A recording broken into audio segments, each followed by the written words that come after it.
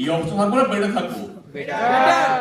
আচ্ছা ঠিক আছে, ঘর থেকে পয়সা নিয়ে এসছে, বাড়ি থেকে বেরোবার সময়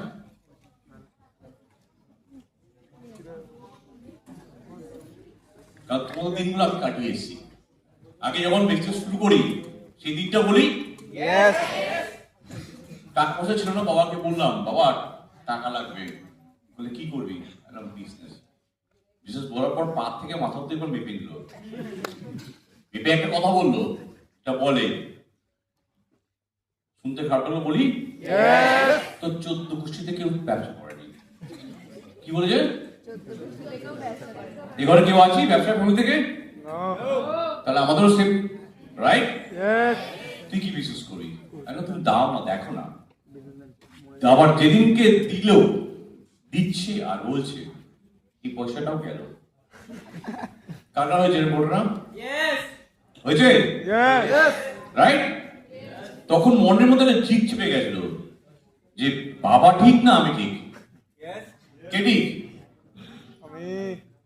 তখন মনে মনে সেই চিন্তাটাই করলাম যে বাবা আমাকে ভুল ভাবছে, আমাকে ঠিক করে দেখাতে হবে, রাইট? এইভাবে যখন শুরু করলাম প্রথম থেকে, বাবা অফিসে ব্যাংকে চাকরি করতো, ব্যাংক থেকে অফিসে বাড়িতে আসতো আর দেশে জিজ্ঞেস করতো কিরে, তখন তো চেক আসতো, এখন তো কি আসে? টিং টং, দেখলাম তাই না? আগে চেক আসতো, তো বাবা জিজ্ঞেস করতো চেক এসছে? আমি বলতাম আসছে। কি বলতাম? আসছে।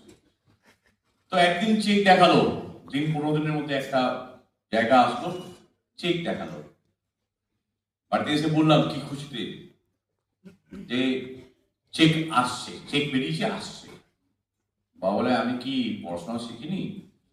না, আমি সেই যুগের লোক, যে চেক আসছে জিনিসটা কি আবার হয়ে যাচ্ছে?